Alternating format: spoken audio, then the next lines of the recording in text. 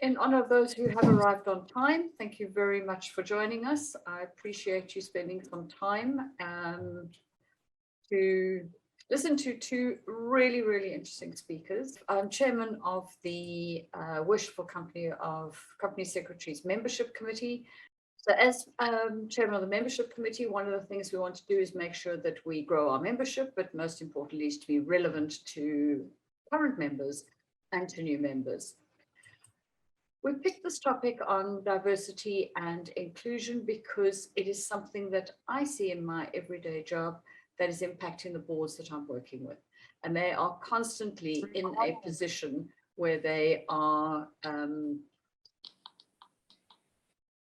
doing things without realizing what they're doing and therefore the damage that they are causing. So it really is important that we know what we do wrong as human beings.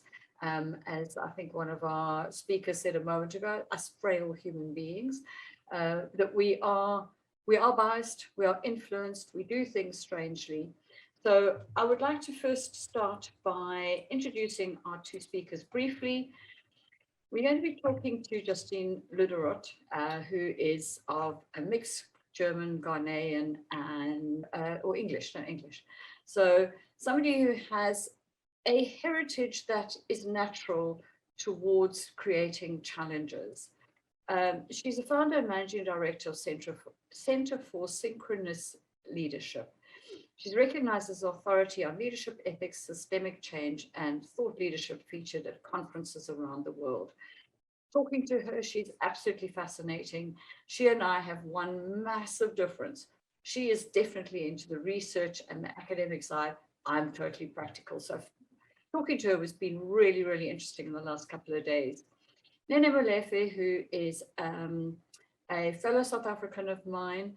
She's CEO at Mandate Molefe Consultants, has been for a long time, and is author and writes a lot of papers, as does Janine, talks at conferences worldwide. She's both are non-executive directors, and her consultancy and expertise is around whole system culture change, diversity and inclusion, strategy development, transformation, HR, leadership development, values-driven leadership and facilitation. So the two ladies cover very similar words as to the types of things they do, but as you will find, they have a very different perspective and a very different consultancy engagement that we are going to enjoy. Thank you very much. Justine, sure, you and I have a chat first. Certainly.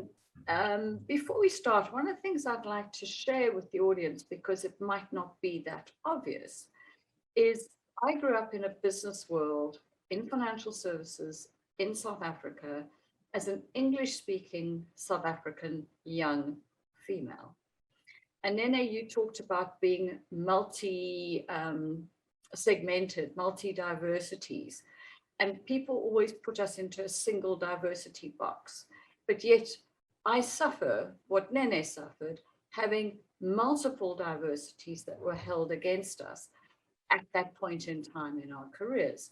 And it was actually quite interesting that the junior males to me were in a far better position in the corporate hierarchy, income distribution, everything, than me as an English-speaking female. So it was really interesting that times have changed. We don't talk about that being the diversities that we're challenged by. We're talking more about ethnicity and gender as being the same two key ones that we are talking about. So coming back to you, Justine, one of the key things I'd like to sort of talk about is, why have you done this work? What has all this research done for you? And if we bring it into the modern position, what are the key important areas we need to know about now in our business, in our boards? And if we could keep most of the conversations to board level specifically, I'd be grateful. Well, there are several reasons why I've done that, because the why is always interesting. So let me start with from the board level perspective. because of our client work and what we've observed over many years. We've seen patterns and patterns of blind spots and patterns of blind spots that affect business performance. My former career was as a strategy consultant, so I had sort of an eye on this from the time that I started this part of my career journey. And those blind spots around business performance often had to do with not understanding our human frailty and our limitations as human beings, limitations that can't be defined by logic. So, and as someone who was a former maths major a long time ago, I've been on my own journey with that, of understanding the limitations of logic, partly because we operate within bubbles. And so we can only be logical within the context of what we've been exposed to. That was one motivation. And that's the core sort of theme you'll see throughout this report, so that it's really understood in terms of its impact for business performance.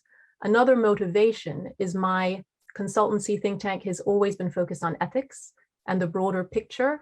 And there are a number of things in society that have recently become, recently have made it more on the agenda that previously were not making it on the agenda, despite their importance being recognized. And I think that understanding why that's the case is important, not just for business performance, but is important for the society that we're creating through our businesses. And then on a personal level, in the research, I talk about three bubbles: the bubble of what's familiar to us, of what's comfortable for us, and who's impressive. And we have bubbles that we form around those things. I've most of the time been on the outside of those bubbles. I've been the unfamiliar one, the one whose, insights might make people uncomfortable, and who, when I walked into corporate governance rooms 10 years ago, was often perceived as the least interesting person until people actually started talking to me. So I do have a personal, relationship with the content, but I've been very careful to make sure that it's as data-driven as possible, and that has just informed my questions as opposed to the answers that we've landed on. Thank you, Justine. You talk about the bubble of impressive people. I think that's your third bubble. I read it and I thought, what does she mean by impressive? And I read it and I found it absolutely fascinating. Please share with us what that impressive bit is. Well, I think, we tend to, if we're trying to perform well, we're looking for who can we have on our team that's going to add the most value. And, when you really care about something, you'll want to be shrewd about that. But what we can miss is our sense of what valuable is. It's often seen in binary terms, as in this person is good or this person is not good. And we're often on an unconscious level looking for status, signifiers of status. And hence we often land at the word gravitas. And the immediate impact of that is that people who are more introverted might just be overlooked. Because people who sort of don't express themselves and display confidence, but might actually have great insights, might just be completely overlooked. But then we have subconscious programming about who is valuable that just permeates society and what we're exposed to, images of who looks valuable. It's not an accident that not only are many of the people leading companies men, but they're tool men. So there are biases that don't make any logical sense, but we're just so used to that sort of inform that. And then additionally, we often have a singular narrative, whereas what we actually need to form robust teams is we need to bring people who have a mixture of expertise, a mixture. And if we're looking for the ideal person, we can overlook the ideal team. And underlying a lot of those biases is what I call compulsive homogeneity. And it's not what bad people do, it's what's natural for human beings to do. It goes back to how we evolved as human beings. But we can assume that if our whole career has been influenced by our success and we know we're valuable, we can end up being the reference point when we look at other people and assess their value, instead of looking for the person who complements our value, which is really what's important, particularly during these times. You talk also that in your bubbles, blind spots occur. And in that context, you work with leaders and you work with creating leadership. How do you get your leaders also to to broaden their minds, get rid of their own blind spots, and look at that team you were talking about now. It takes that degree of diversity to create a whole team that is better than its individual part. How do you work with those leaders to get past those barriers, those biases, those I'm not comfortable places that they will find themselves in and feel threatened? Mm. Well, the thing is to recognize that we can be, logic is very important to me, but we can become, you know, servants of our logic, and we can miss things because some of it is emotional data, and some of what needs to be reprogrammed is based on our own bubbles, which we will not see. So a key thing is actually getting people to see that they're in a bubble. So for instance, based on, you know, where I grew up in America, and also with British family, although I must mention I also have Nigerian and Irish heritage, very important. But, you know, being trained very carefully to eat with a knife and fork, I might just assume that's what normal is and not even be able to conceive something outside of that until I visit China. So you don't actually really get that you're in a bubble until you're exposed to different norms, and until you actually have to sort of connect beyond, so to different lived experiences, so that you can feel the priority and the importance of something beyond just what you can make sense of. And so exposure to different lived experiences, exposure to different voices that would be very relevant, but which people may not have had contact to, we know that psychologically this changes the way that you prioritize, and it also changes your sense of what's normal.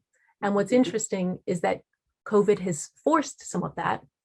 Things like working from home, which people couldn't conceive in many cases would work, you know, especially in the legal sector or certain sectors, that this wasn't something that seemed to be a fit at all for the sector. Now that it's been forced, there's much more sophisticated and a bit of negotiation going on, but insight in terms of what bits of it actually might work better and what bits of it might be challenging. So it's not just, you know, the norm is accepted and not challenged. Mm-hmm. You brought up the topic of COVID, which is something I wanted to cover. COVID has disrupted us all as individuals, as organizations, as industries, as boards. And boards that used to meet once a quarter are suddenly meeting once a day. Okay, thank goodness they got over that. And they're now back to probably meeting 6 times a year, or they're having more frequent meetings and more ad hoc meetings. Those are sort of things that I've noticed occurring within a board level. What sort of things have you seen, positive or negative, around people being mindful, people being cognizant of diversity, or diversity having a better opportunity of being included now because our world is different? So I've observed, and this is partly through my clients, but also we have a community. So we've been having regular, pulsive conversations to stay on top of what's changing all the time right now. So through those conversations, we've seen such disruption to norms that people are now open to co-creating something. They're now open to, you know, normal can't be taken for granted. It's being written right now. And so that has been, for some people, that's been amazing. For others, that's been very disconcerting, but everyone's on the same page that let's use this as an opportunity to do something that might be better. So I think the disruption of norms has opened up opportunity, whereas before you found certain people were very comfortable with those norms and they worked well in some cases. Other people were uncomfortable, but didn't have voice. And so the other thing I've seen is there's been a shift in terms of people who were suppressing. There have always been people who preferred to work from home, some of whom were, told that's not going to work, and others whom we're engaged with. There have always been people who have been talking about racial justice and diversity and inclusion, and now all of a sudden those voices have become more important. On boards, the voice of digital and of tech, the voice of HR sometimes hasn't gotten the weight that other forms of expertise have gotten, and sometimes hasn't been included as a relevant voice at board level. And all of a sudden, the organizations that had good relationships and had been valuing those forms of expertise found a benefit, and a lot of others started scrambling because employee well-being became a huge risk factor. So we've seen those changes in the report. The first report, Agenda, you'll see there's also been a dramatic shift in whether blind spots is a conversation that's happening at board level, whether climate change, whether digital well-being, but blind spots in general is now on the agenda for many more boards than it was before. Do you think boards are recognizing bias more differently now? And is that just an evolution of all these conversations? Is it a maturing of those people because they're recognizing it? Is it a COVID-related thing? What do you think might be changing their view towards recognizing bias? Because I have to say, I had a presentation I did recently, and this person said, I don't have biases, and promptly said something that was so biased, it was actually shocking. And you could see the faces of everyone going, oh, yeah, he really did put his foot in it about being more biased than probably the sum of the rest of us together, but immediately stating that he wasn't. I noticed a couple of chairmen who I come across who say, I'm not biased, but they are so submissive of other people, disrespectful of other people, because of invariably some form of diversity that exists. What do you think it might be maturing boards, if at all? So I think that boards as collectives are maturing because there have always been people who were somewhat attuned to these issues. They're now more likely to get on the board. And there actually have in many cases been, there was one person or two people, or sometimes the company secretary, was listening well enough to realize that there are things they might be missing, to engage in conversations about employee well-being, tech, diversity, inclusion. And those people now feel empowered because of what's happening in the broader scene, in ways that before they might not have had that external feedback loop. So now, there's external pressures that they can now use to be heard more in their board.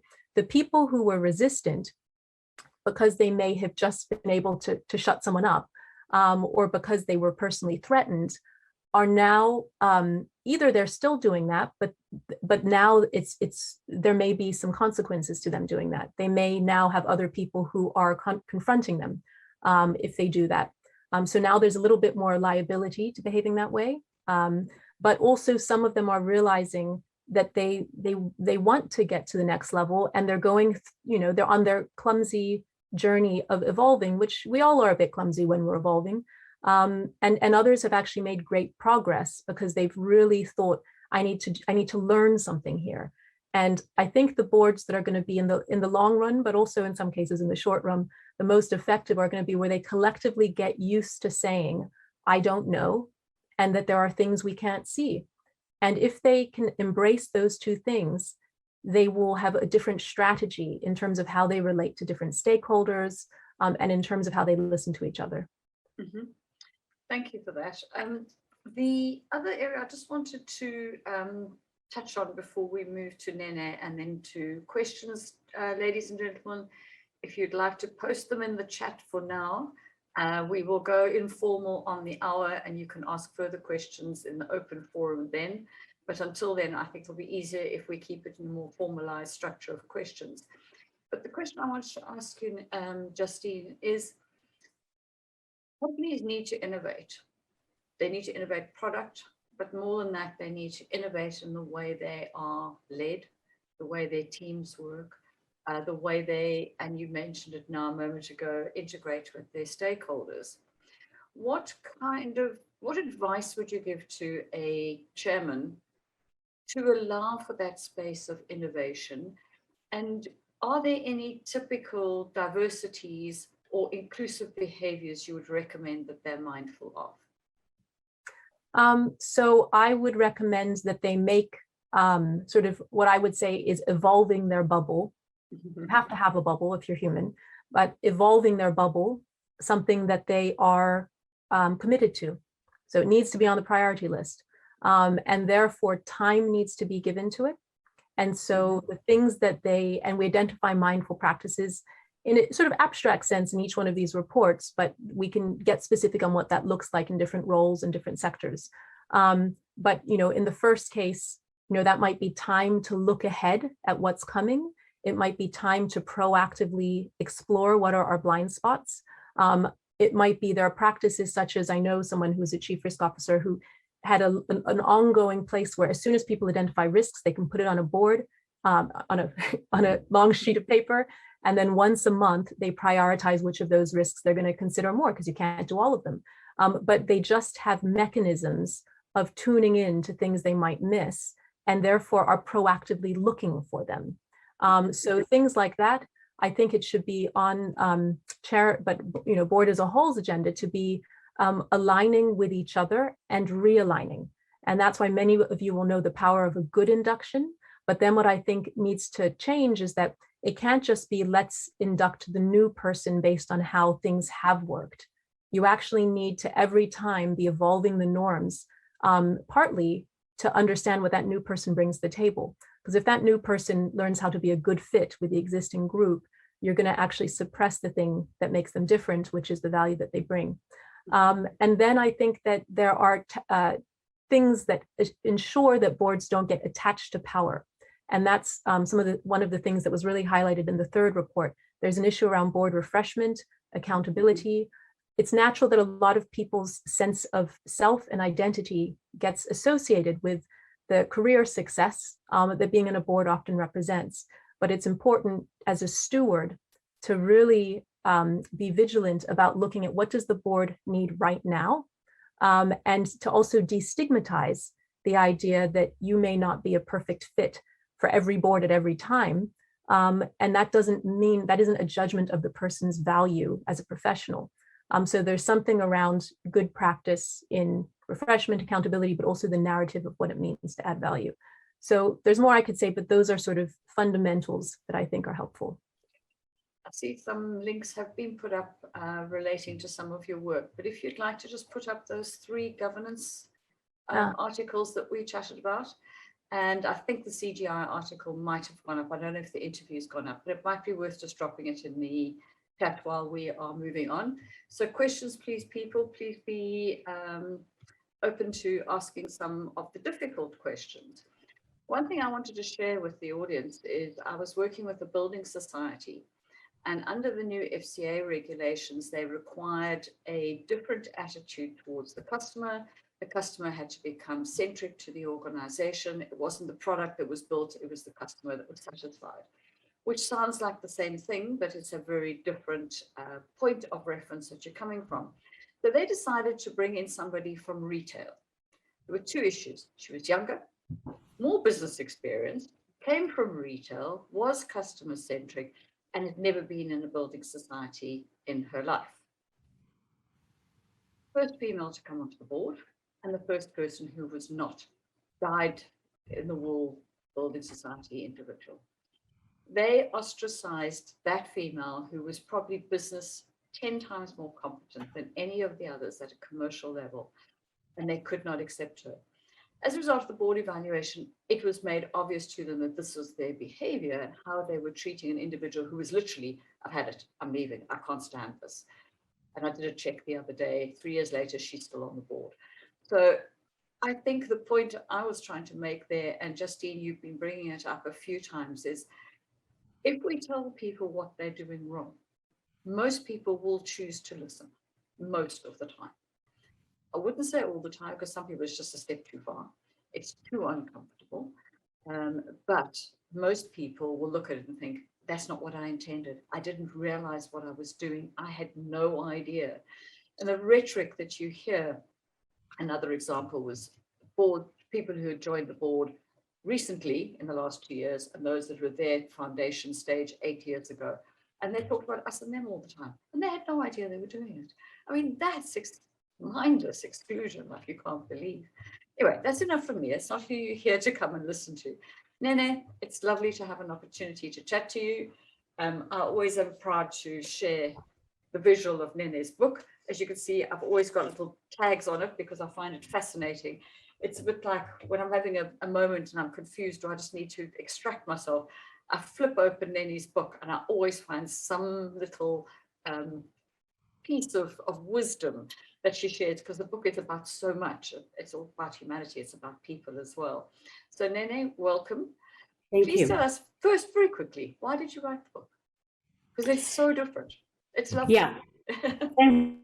Thanks, Sharon, and good afternoon, everyone. I wrote the book because I believe and still believe that we need to document our stories, because it's important who tells your story and how your story is told. Because, have you ever, we like joking about this in South Africa, to say, sorry if there's any American on the platform, but it's a joke that we used to say, that you'd find somebody from the US and then they'll come to South Africa for 3 months and then they write a book about South Africa. And I often would challenge people and say, but if you are not writing a book, there is no law that says I can go to the US, I can write a book after 3 months. But I've often said it's important for people to write their own stories and document their lived experience. So, and for me, I really wanted to equip people to use my past pain and say, because resilience is important, to say, listen, I might have failed 4 times, but I woke up 7 times. And let me share my stories with all of you. So that's why I wrote the book. Thank you, Nene. It really is insightful. I have just dropped the title for you. It is available on Amazon. I wasn't going to do that, but somebody asked for it. So Nene, I hope you don't mind. I just put the note there. And Justine, please make sure your links are provided as well. Just as a first key question, Nene, how can an organization, specifically the board of directors, the chairman, ensure that diversity and inclusion practices are sustainable? Mm-hmm. And importantly, that ultimately the entire organization gains, not just the board. How do we go deep into the organization? I think for me, what's very important for boards to recognize, I mean, they know this, but it's almost like we need to remind that as the most senior structure of an organization, they need to truly lead from the front the conversation on DEI, and they need to adopt a systemic approach, not just an attitudinal. If you look at work on diversity, equity, and inclusion, yes, it involves dialogue and workshops, but what we tend to miss is that it has to be systemic. You have to look at the whole life cycle of an employee and look at aspects where you can approach this work in a more sustainable. Yep, I think you're back. Can you hear me? I think we can. Oh, goodness. Yeah, you disappeared down a well there for a moment. Okay, I use the 3-legged pot to say if you want a truly sustainable approach, you have to look at diversity and inclusion from an intrapersonal level. Hold up the mirror. So board members themselves, I've worked with board members who think that this work is for everybody else in the organization. So I often say, hold up the mirror. Let us begin as board members firstly, and then the other leg, it's the intrapersonal and the interpersonal, if we interact like this. The other leg is looking at diversity and inclusion from a systemic point of view. The policies, systems, practices, and procedures in the organization.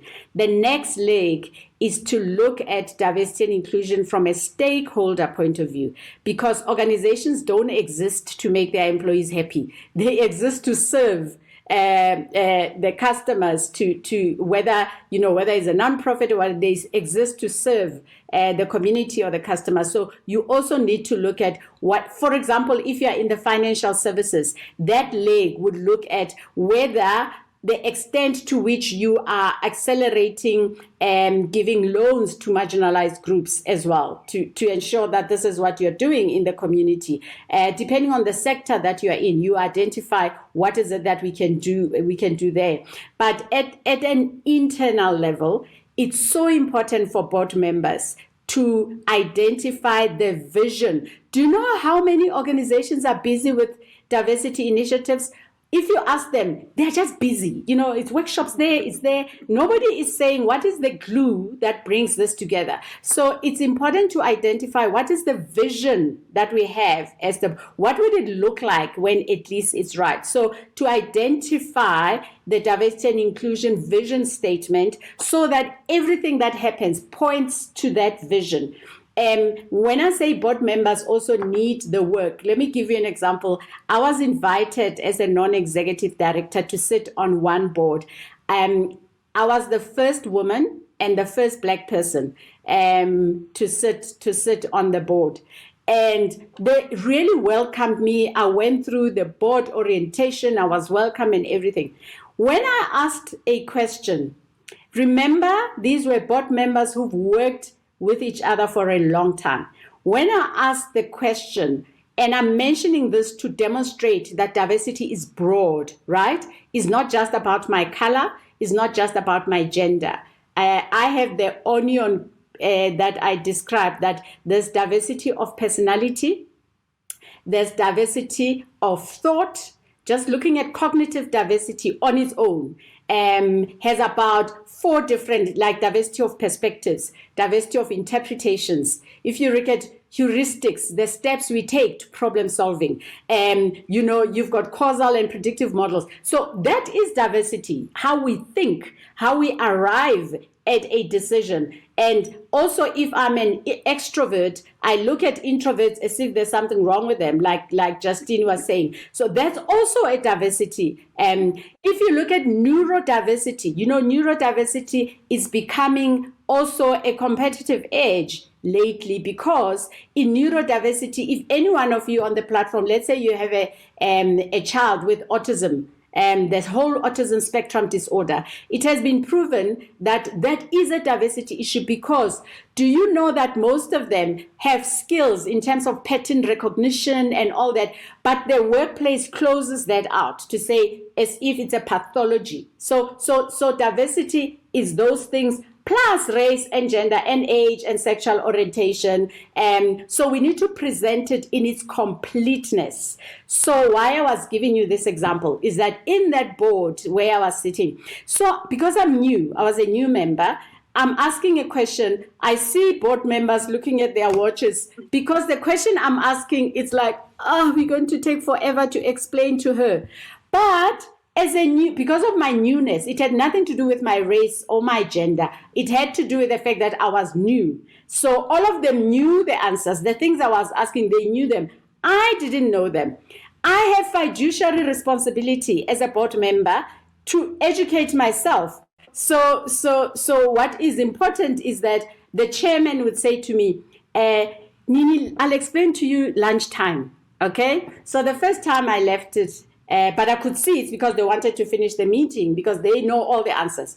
Then the next board meeting, I ask again, until the chairman says, I might need to come to your office and really explain this thing. So I said, no, first of all, I want to have my lunch with everybody else. I don't want to have another meeting at lunch.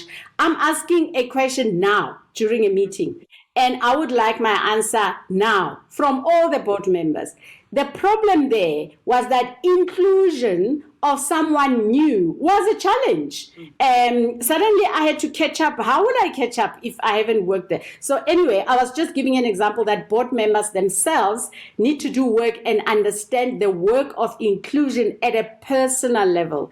And then when I was talking about systemically, that you look at diversity and inclusion, identify the vision, look at leadership, the role of leadership, look at strategy. Even marketing and communication is not just about HR. So there's a lot that the board can do in leading from the front. For example, we have, I don't know in the UK whether most have, we have the social and ethics committees as subcommittees of the board. So their responsibility as well is that you need to look at the patterns of bonus distribution, for example, on marginalized groups, to be able to say, am I playing my role as a board member? So I really think, for me, it's my passion work to say, start at the board and ensure that they look at it in a holistic, structural, and systemic way.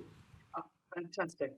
One of the diversities that I'd love to bang my drum about, because we all have our little hobby horses, and my one particularly is having within the board a combined balance of enough IQ and enough EQ, Yeah. so that we can have a conversation about something that is realistic and real and technical. Because you can have all the technical people and they don't know how to have a conversation. And I didn't think that was possible, but I've witnessed it. They can't. Yeah. And then you've got the people who have the skills to communicate, to challenge, to ask questions, to query around assumptions. And as a result, you can have the deep level conversation a board needs to have. Absolutely. And your experience where you talk about being excluded right from the beginning, I've come across one board only, ever, where the new person was so optimally embraced as being one of them by every single one of the board members, which was really the most welcoming I've ever seen. And they've just appointed a new board member. And I understand, once again, this person is in such a happy place because everybody wants to learn from them, wants to ask them what their abilities are, where are their skills, so that they can bring in that greater content that everyone's bringing. If you look at exclusion, when exclusion occurs within a team, but we're talking specifically about a board, we've excluded somebody new, we've excluded somebody who is not a technical expert, we've excluded somebody who's much younger but digitally competent. What does that individual feel? And how does it impact the effectiveness of the entire board? You know, in the work that I do on DI, there's a study that was conducted in University of California by Professor Eisenberger that exclusion causes the same chemical reaction in the brain as physical pain. Social exclusion and physical pain, the brain recognizes that it's like I'm taking a knife, I'm doing this to you. If you are socially excluding someone who feels that they should be belonging there. So exclusion is something very serious. And how exclusion manifests itself in the boards. For example, if I use a new person or a marginalized person or a woman or a black person, it doesn't matter, anyone who might be feeling excluded. The way it shows up often is in microaggressions or micro iniquities. Let's say I say something in a meeting. Say Susan says something in a meeting who is not recognizing their own biases. I'm just using examples of names that you see on the screen, sorry. Let's say Susan says something in a meeting and the chairman is like, oh, it's like you haven't said anything. And then they just nod nicely. And then later, Graham says something and the chairman says, wow, I like that. Something that Susan said, it's close. Wow, I like that. Who can run with that? Who can pick that up? Do you know how often that happens? And what that does, remember micro iniquities, it's difficult to self-advocate with micro iniquities. Do you picture Susan saying, hi, you are stealing my point? No. She's busy saying, what is happening in this room?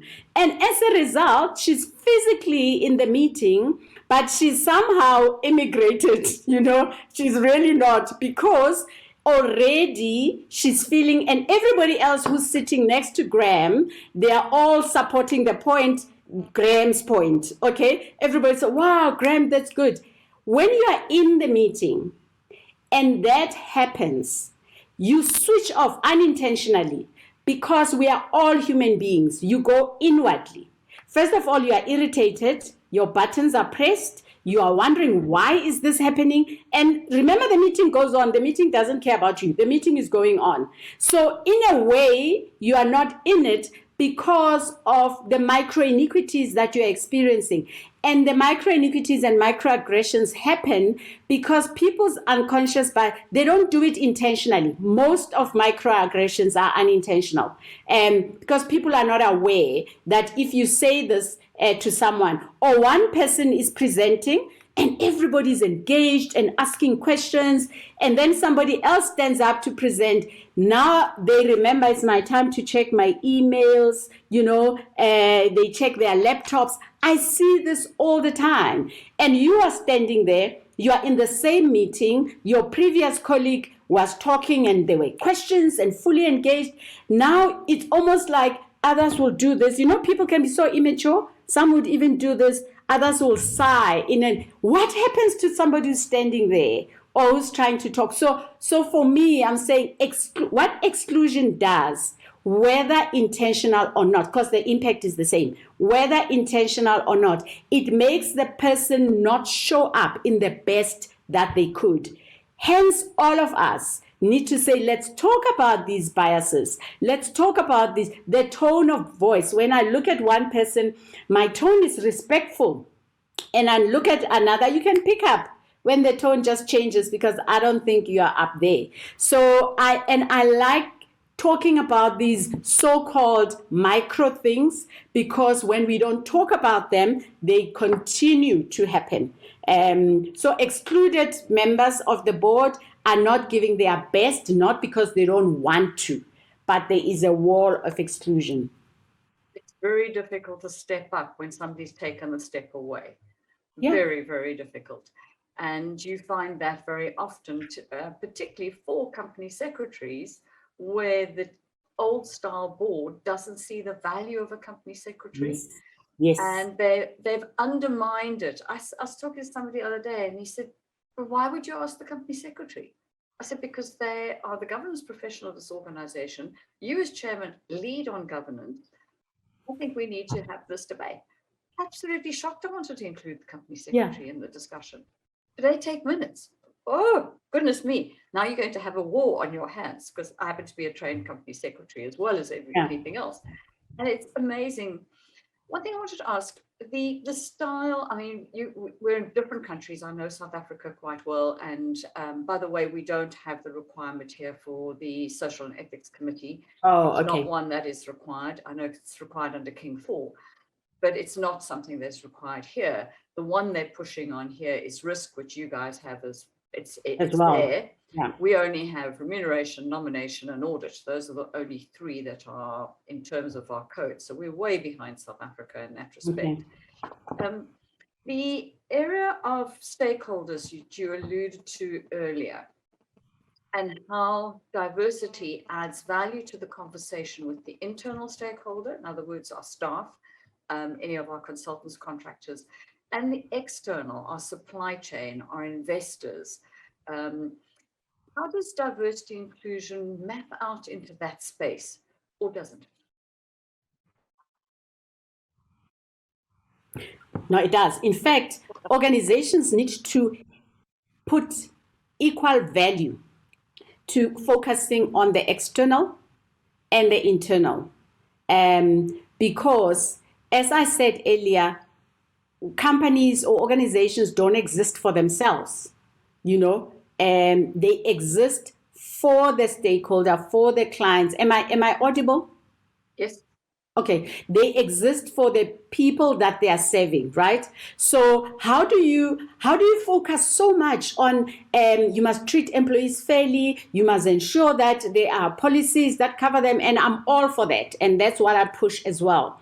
And then what you do, you disregard what is happening to your suppliers, you disregard what is happening, the way you relate even to partners, even to clients, and you must come, if you have integrity actually, because diversity is not just towards who. It's like, am I understanding the value of communicating with a human being with respect, regardless of where they are? And remember that the external leg, that's where your reputation actually is. Mm-hmm. That's where people, when I look at the logo of your company, if I don't work in your company, I want to say, what does this company tell me? So it's so important to engage, to get the views of the consumer, to get the views of your clients, your stakeholders. How do you view us? How do you see us? And I always tell the people who phone me to say, I'm doing research for such and such. I said, your problem, you never come back to me to tell me about what I gave you. Because it's one thing to get a lot of information. If you don't go back to the same consumers to say, this is what we found. Thank you for giving us this. This is what we are working on. Then people, it just becomes a tick box. So the way you engage the consumer is important. I'm part of the the Center for Global Inclusion, and I'm a co-author for the benchmarks. It's called the Global Diversity and Inclusion Benchmarks. In those benchmarks, we've got 15 categories of an organizational life.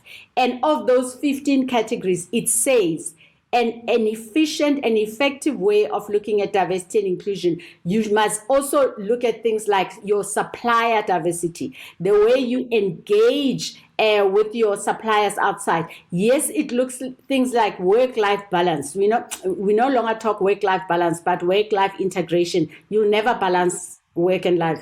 So we are saying it's work-life integration rather.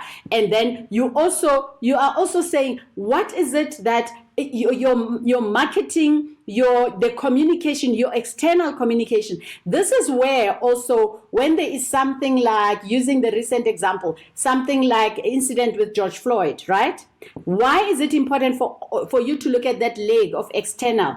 You cannot think then that, oh, our CEO has to write a letter, a statement of support, right? And many did that. Statement of support towards Black Lives Matter, and then it ends there. When you have a strategy of how you engage with the external, you will then know that you don't just send out a statement of support.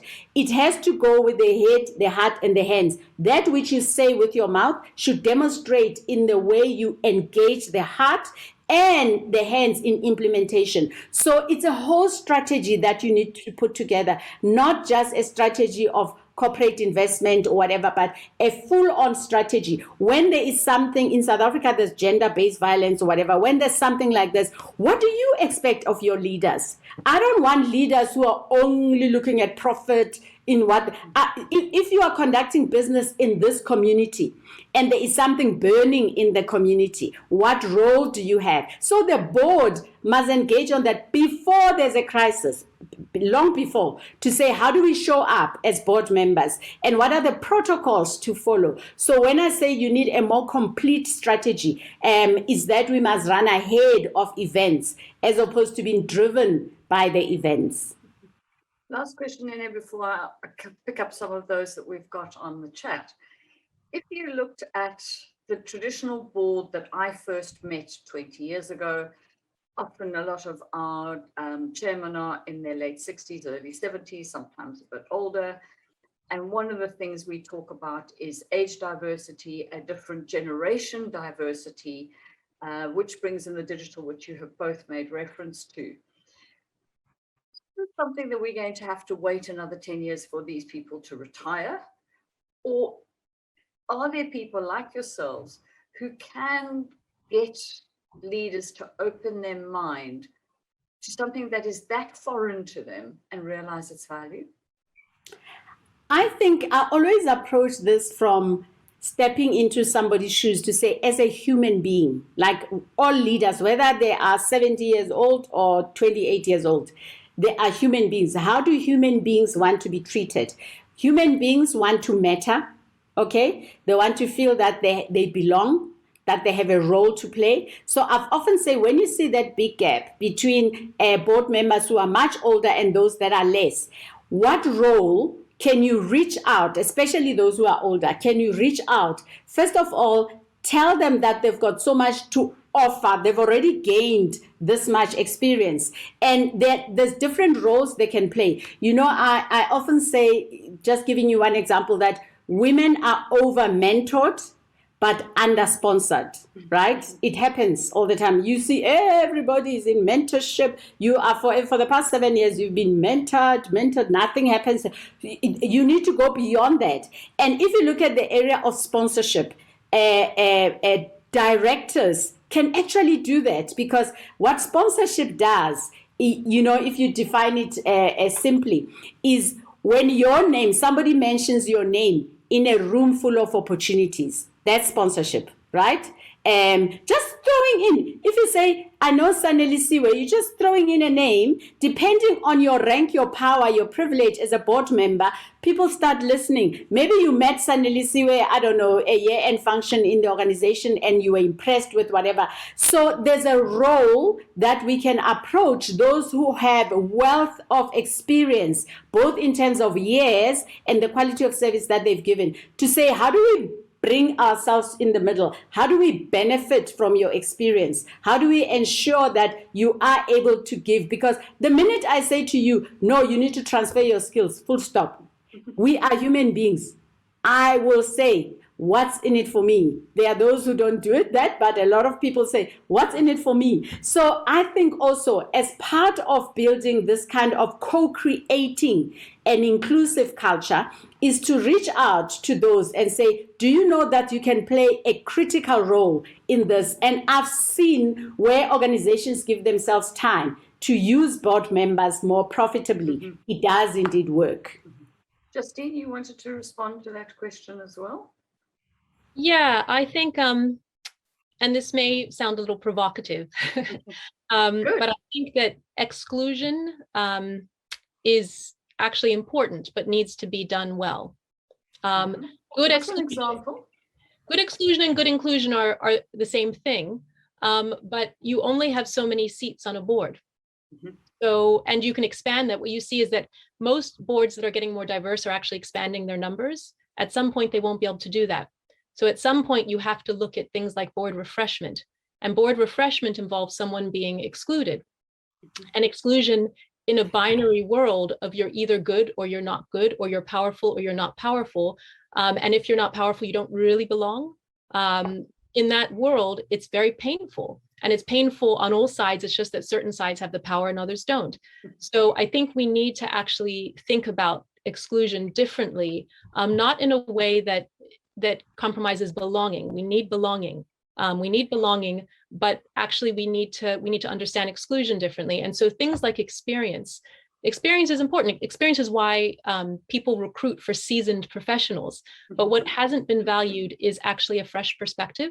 And through experience, you get conditioned to certain things, and then you miss things. You know, if you're reading, when you're reading, you're not reading every letter. You're conditioned to see words, but you are not conditioned to see things that might look sort of like a word, but might be different. You won't pick up on them. And so you need people who bring the fresh perspective. That hasn't been valued. And if that is valued, you would see that actually, in terms of age diversity, you would want a broad spread.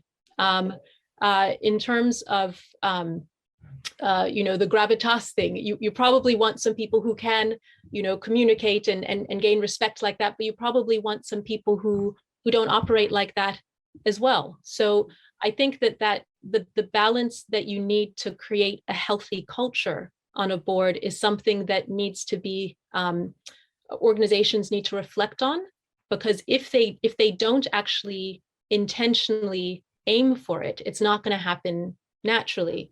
And what tends to happen is that those who are positioned to have more voice or more power, unconsciously or consciously, will end up setting the terms, and you won't be positioned to sort of evolve in sync with the times.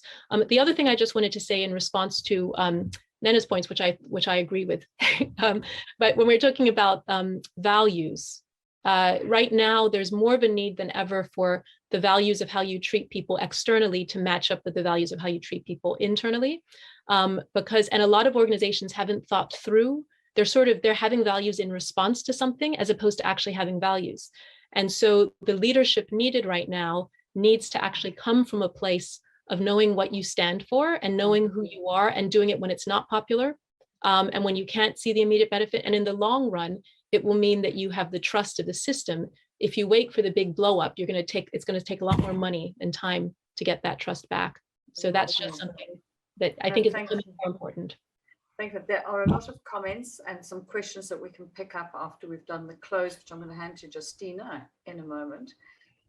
One of the things that you talked about, the binary aspect, I have found that when it got to a director's 9 years, I'm not quite sure where they put their head, under the ostrich wing or in the sand, between 6 years and 9 years, thinking 9 years was never going to come.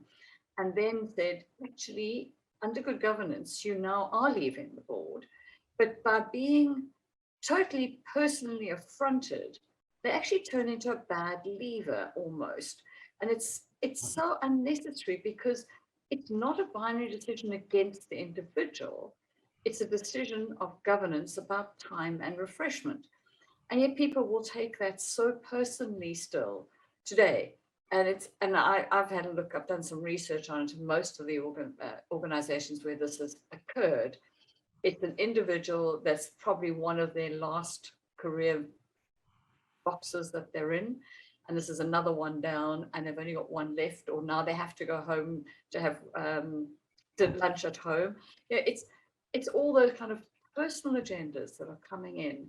And you prompted my thoughts when you talked about that binary yes and no, in and out, good and bad. And not from me, Justina, who knows Justine very well. Could you give us your closing comments? As a member of our committee as well. Yeah, thank you so much, Justine and Nene. There's so many key points. Some of the things that have stuck out for me is that sense of operating in a bubble and not noticing you're in one until you're exposed to something beyond that. That's so key.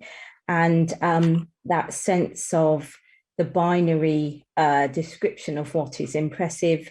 And when you're considering inducting a new member of the board, not to induct them as a fit to what's in place as an existing, but actually to align them and evolve, so you're not suppressing the value of that person. Also, it was interesting to think about the responsibility that board members have as individuals to manage that inclusion process on the board, and also the sense of the micro iniquities and how social exclusion can manifest itself. And I thought that that data was quite interesting, the statistics or the information that you may respond to that exclusion in a physical way, like you would pain. And that was quite an interesting dynamic. There's lots to work through, certainly. And I guess if I can just invite Justine and Nene to stay on after we close formally for more open conversation, but we can close the formal part of the meeting now. Sharon, is there anything else you want to add? Thank you very much, Justina. Thank you for the support in helping today happen as well as it has done. We've got quite a few questions coming in. The one question is this, the most recent one. I'm troubled or not clear about Justine's statement, exclusion cannot be correct at the time many humans are aiming for better outcomes.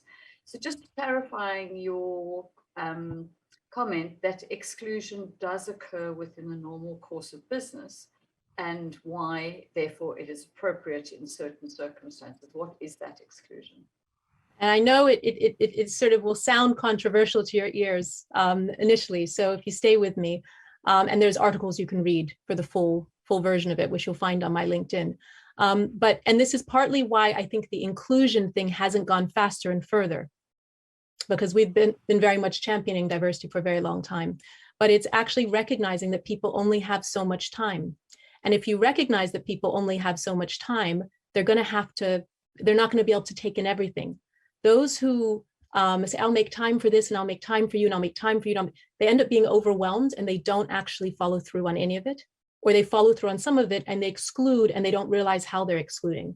Some of the people who think that they have evolved in terms of diversity and inclusion have blind spots, but because they're making an effort to include, they won't see how they're still excluding. And it's the quality of that exclusion. So I recognize I can't learn everything at the same time.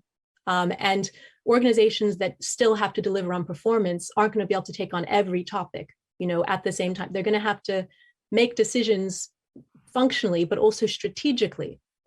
And so part of the message is exclusion is a fact of life. Exclusion is also what it means to be strategic. You're going to have to say no to certain things. Everyone who applies for a position isn't going to get in, and that's not the expectation. The expectation is that you do that in a way that recognizes the whole of the environment and therefore creates belonging. So if someone doesn't want me on their board and their reason makes sense to me, it may still hurt a bit, but I won't necessarily feel that it's been mindless exclusion. But if they're rationale, or if I see a pattern of behavior that leads me to think that there's a bias that's actually what's determining whether or not I've gotten on that board, or whether or not I'm being listened to, then it's gonna land very differently. So that sort of is It sort of is a different way to look at things, but it's the reason why many people who say the right things are then confronted with a world where they're time poor and have to make decisions, and it's how they can reconcile those two things together. I think the importance is not everyone can win the race, not everyone can have what they want. And how do we as leaders work with the people around us so that they are included in the most appropriate way for that situation, whatever that might be. Nelly, I see one of the comments has been about people of value, value people. Do you want to maybe expand on that thought, that foundation of getting a board to be effective and to be inclusive from that base? You know, that is why it's always important to go back to the glue, which is the values of an organization. I mean, if you take company X or Y, you will find people with different cultural backgrounds. What brings them together? They'll never be the same. But what brings them together is that when I joined the company, I signed up and I said, I agree with these values, right? So it's so important to say, how do we actually live the values? If you look at issues of exclusion, by virtue of people not feeling included, and just building on Justine's point, you know, normally human beings are not, they would know where the pain points are. I mean, I know that if there's a board, there are 8 members in the board or whatever number, that there is no way I can expect the board to double tomorrow so that all of us are included. The exclusion that often is the pain points is the exclusion that we are part of the team, and then I hear tomorrow that in this team, Jan was invited to so-and-so as a house, and this is what they discussed, and I thought I'm part of the team, and then Sarah was not invited. So it's not the unreasonable exclusion that we often, it's people know where the pain points are. So I really, for me, often say we need to recognize that the values of our organization. I have an exercise that I do with people around, think of a time where you felt excluded. And even people who didn't think that they ever felt excluded, when they do that exercise, they recognize that on a daily basis, we can get excluded from different things. We can't cut ourselves into 21 pieces. We can get excluded, but it's more around where the rubber hits the road. Where are you excluded to the point that it impacts the work that you need to do? So when you look at the values, that these are the values, the nice 4 or 5 statements that we often list as values of the organization. And with our values, because if I and then our value says passion for my clients, you know, we have these nice values, passion for clients. It says integrity is when I feel excluded, which client centricity, we have lots of these. If personally I don't feel included in my team, I don't care how many times you read client centricity to me, I am not going to prioritize the client, because human beings are such that you feel so depleted internally. So we need to see the relationship between the values of the organization and how we want people to show up to serve the community, so that you adhere to the mandate that you have set for yourself. So truly, I think it's a powerful tool that we already have of leading with values and ethics as well. How do I show up as a leader? Thank you very much. If anybody would like to voice a question, you are more than welcome to put your hand up or put a hand up. Otherwise, I will just ask one of the other questions that we have got.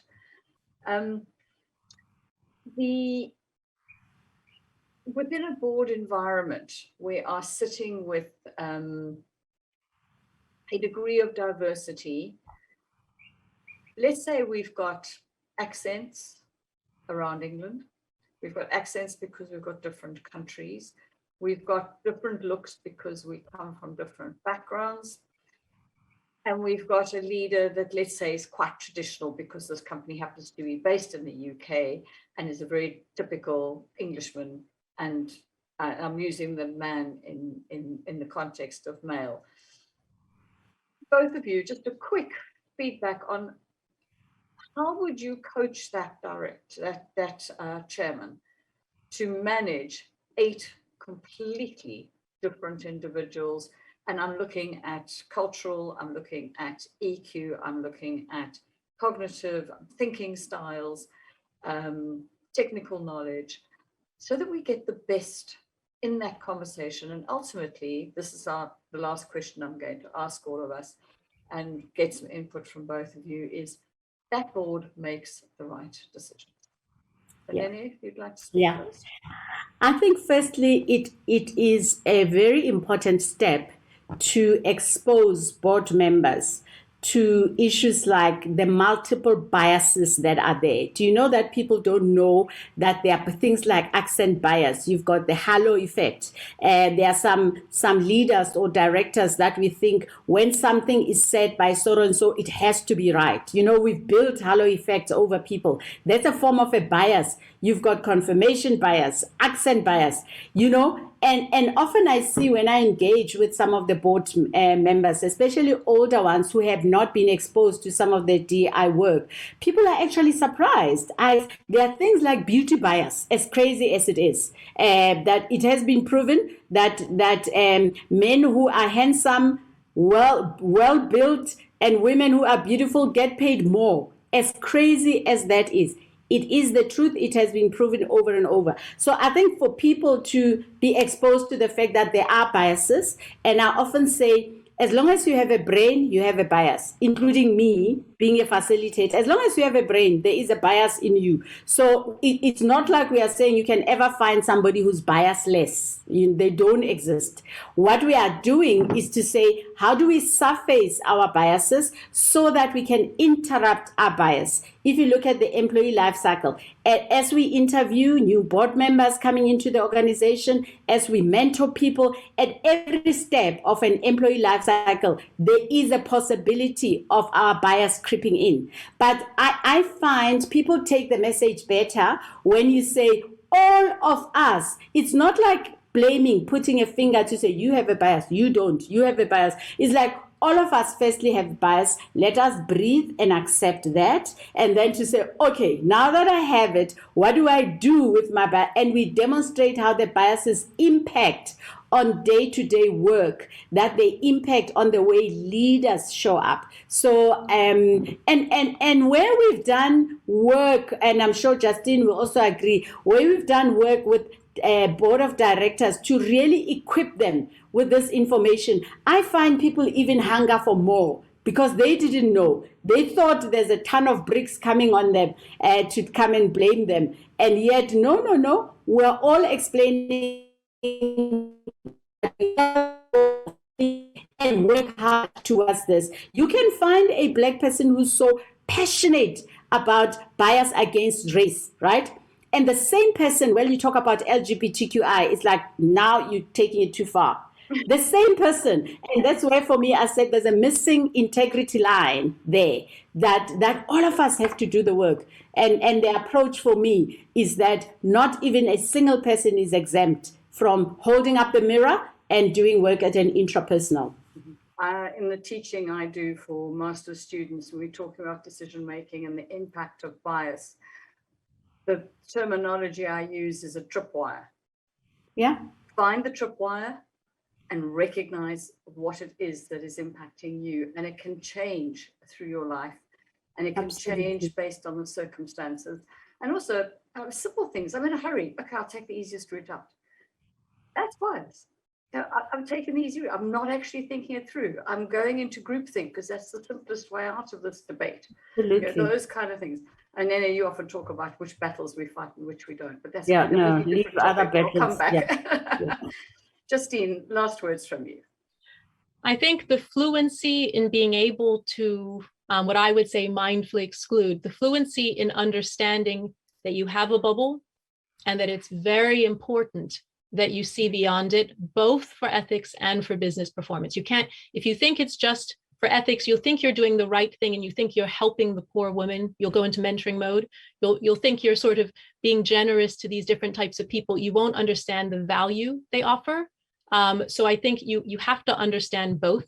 If it's just business performance, you may miss out on how you need to treat people all around and the values you need to emanate.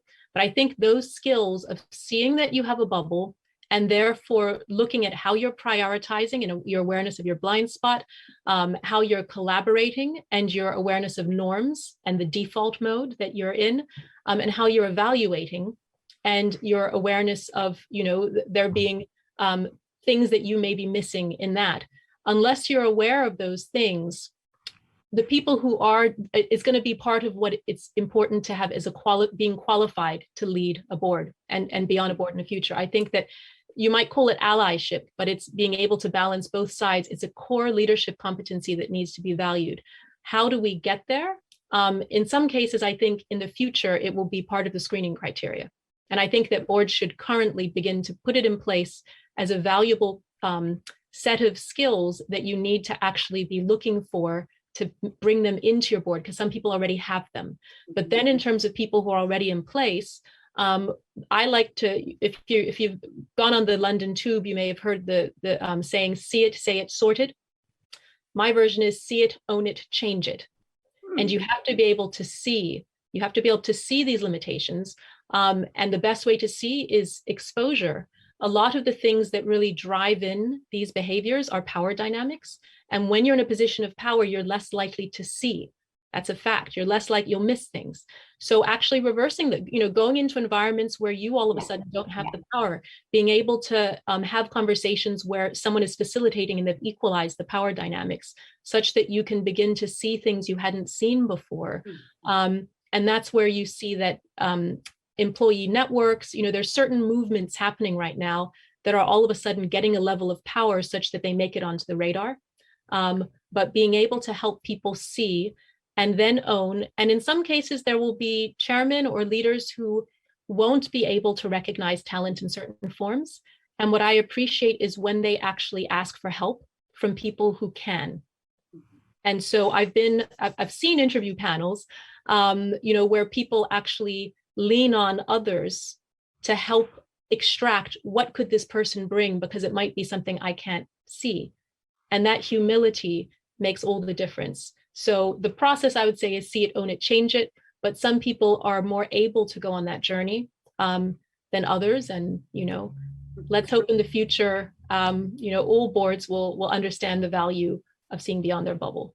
And one of the people Sharon, that turn, yes, Nene. I just wanted to link one point with what Justine said around allyship, and just to see what I see in this work is for all of us to be careful that when we become allies, there's something called toxic allyship. You are actually actively supporting yourself.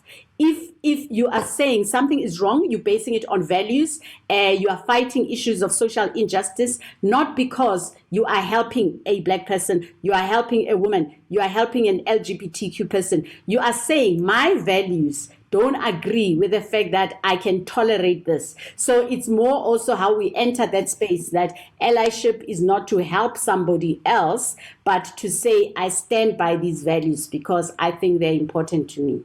The independence of mind is the words that come to mind immediately that you say that. At this point, I would like to thank everybody. Thank you. I look forward to the new leaders and chairmen of the world ahead of us who are going to have to morph and mature and change so that our boards can be effective with the diversity that is needed. And I call on all consultant board members, chairman specifically, please turn to your company secretary. They've been watching you all year.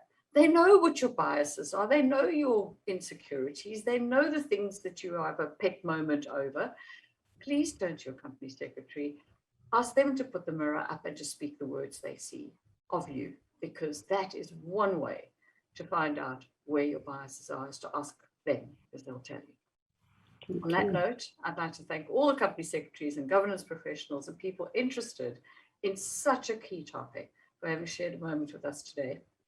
And Nene and Justine, wow, we're just touched the tip of the subject. We could go on forever. But that top moment, we will move on and I shall leave everyone to pick up any of the names that they wish to. And by the way, Sarah, you must be on a phone, but we can clearly see who you are, face and name. So you're not marginalized or excluded. So But thanks to everybody. I really Thank you appreciate all. it. Lene, Justine, Thank you, you've been everyone. amazing. Thank you.